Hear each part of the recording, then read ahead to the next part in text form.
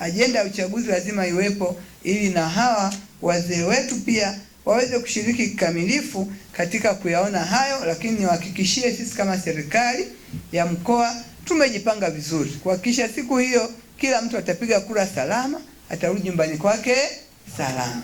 Mmeona kwa tumeweka zile kamera mmeona, hata mtakuwa mmesikia katika maendeleo yaliyotokea Dodoma ni uwekaji wa kamera za barabarani, CCTV zile.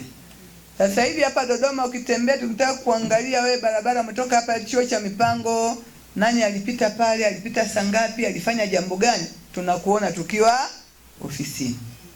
Sasa ni maendeleo ya teknolojia.